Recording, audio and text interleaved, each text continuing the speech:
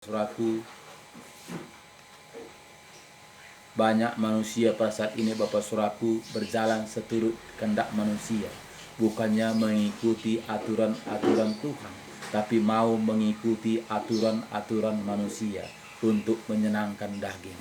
Banyak saat ini bertumbuh gereja, banyak saat ini Saudaraku hanya untuk menghibur, hanya untuk menyenangkan daging, hanya untuk mencari berkat, hanya mencari dunia, menyenangkan daging. Jadi Bapak Saudaraku, hati-hati, karena saat ini sudah lampu kuning, bahkan sudah hampir lampu merah. Jadi ini kita tahu akhir-akhir zaman. Jadi setan itu menipu kita, setan itu akan menunabobokkan kita, setan itu akan mengubur-ubur kita supaya kita lojah, supaya kita capek. Jadi jangan kita hanya mengikuti aturan-aturan manusia, supaya kita jangan lojah. Cukup kita kembali kepada original, adalah Alkitab yang kita percayai, supaya kita mendapatkan apa yang kita kerjakan, apa karya-karya kita ini seturut dengan firman Tuhan, supaya kita betul-betul jasa, usaha, karya kita itu betul-betul berharga di mata Tuhan.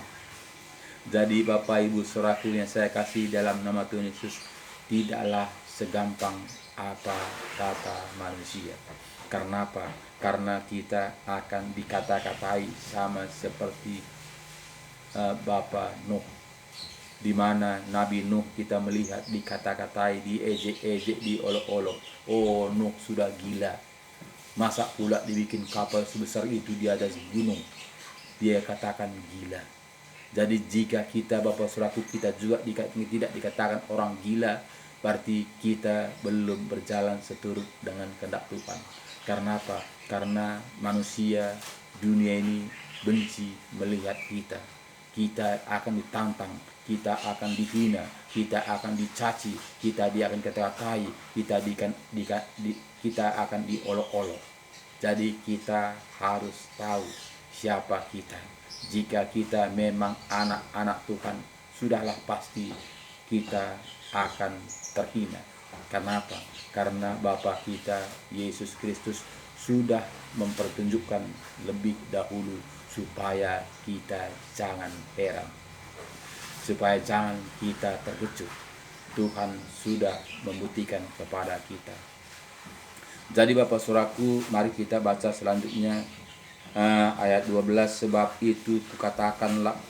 itu kuatkanlah tangan yang lemah dan lutut yang goyah, dan luruskanlah jalan bagi kakimu, sehingga yang picok jangan terpicok, tetapi menjadi sempurna. Jadi Bapak Saudaraku, kita mengatakan, Tuhan Yesus mengatakan dari firman Tuhan mengatakan kepada kita, luruskanlah tanganmu, baik juga kakimu janganlah terpecok, tapi berjalanlah seturut dengan kehendak Tuhan.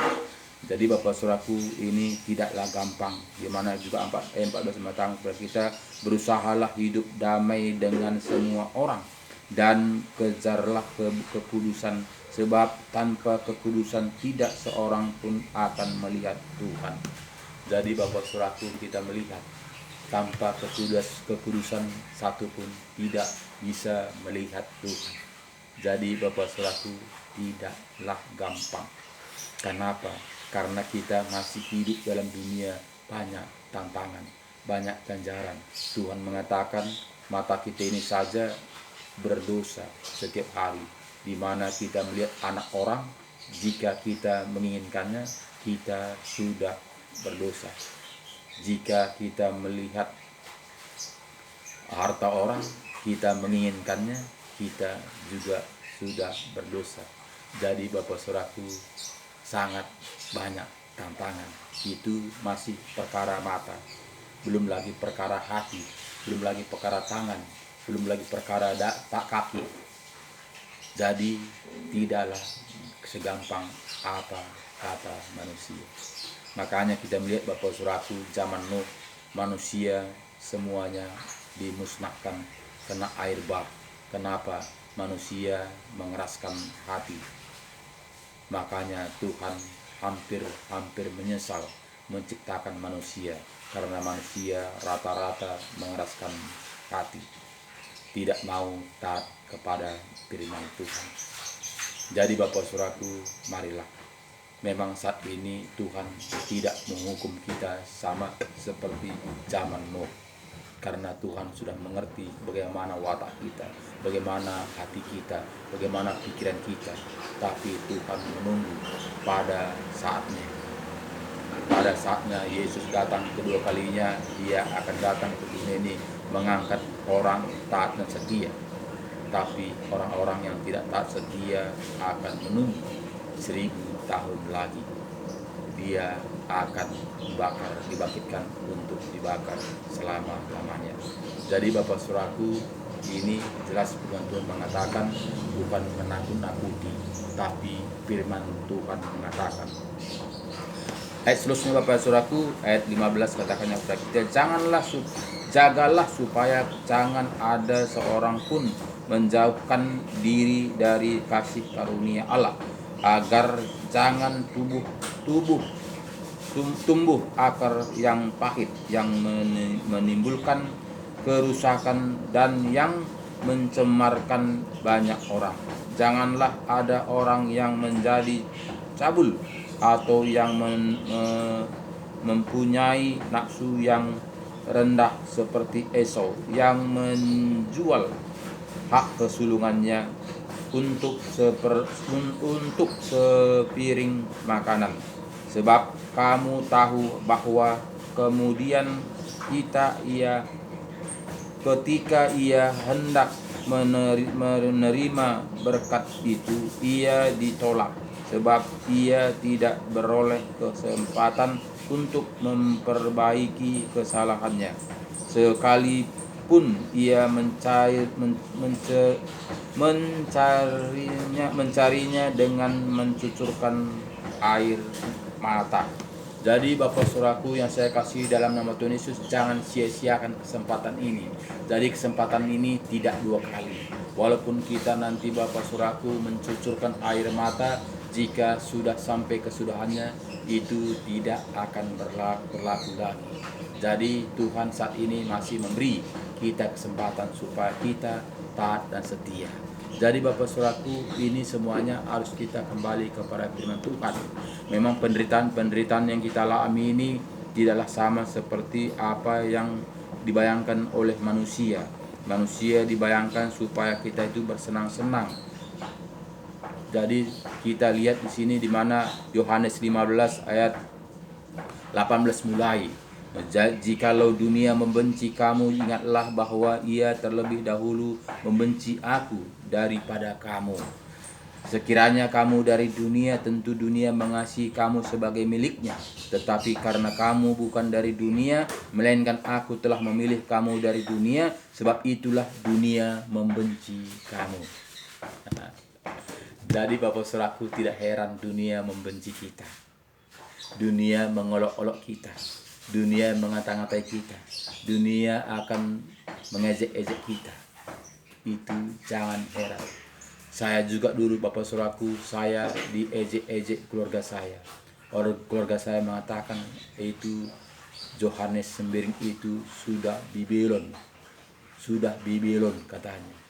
Sudah gila, sudah lari. Itu kata keluarga saya. Itu sudah pasti Bapak Saudaraku. Karena apa? Karena kita sudah cinta kepada Tuhan. Bagaimanalah orang yang jatuh cinta, saudaraku, apapun kata orang, dia tetap setia kepada kekasihnya. Jadi begitulah saya dulu Bapak Saudaraku, walaupun orang katakan sudah gila, tapi saya tetap cinta sama Tuhan Yesus. Apapun kata orang, caci demi caci, tapi saya pegang kebenaran firman Tuhan. Tapi sekarang Bapak Saudaraku sudah kelihatan nyatanya, sikit-sikit Yohanes. Jadi ini buahnya saudaraku, buahnya sudah kelihatan. Dulu saya dibenci, tapi saya sekarang sikit-sikit Yohanes. Apa masalah pergumulan Yohanes? Kenapa saudaraku? Karena Tuhan yang bekerja, bukan karena kekuatan kita, bukan karena otak kita, bukan karena logika kita, bukan karena pintaran kita, tapi Roh Tuhan bekerja dalam diri kita. Jadi Bapak saudaraku, marilah maju terus sampai Tuhan Yesus datang. Kejarlah kekudusan itu, kejarlah mahkota itu. Jika kita tidak mengejarnya, pasti orang yang menangkapnya lebih dahulu. Kenapa? Karena orang sudah berpacu dengan luar biasa untuk meraih mahkota itu. Kita santai-santai, kita mengatakan saya sudah, nenek moyang saya pun sudah Kristen, kita mengatakan, sehingga kita santai-santai mengatakan saya sudah menjadi anak-anak Tuhan. Tapi tidak ada pertobatan kembali kepada firman Alkitab, kepada laptop, kepada originalnya, kita akan disambar orang sehingga kita tinggal landas. Karena saat ini sudah saatnya untuk berlomba, berkejar, mengejar piala yang disajikan Tuhan. Siapa yang lemah tentu tidak akan mendapatkannya. Terima kasih Bapak saudaraku, tetap semangat, andalkan Tuhan, kembalilah kepada firman kebenaran.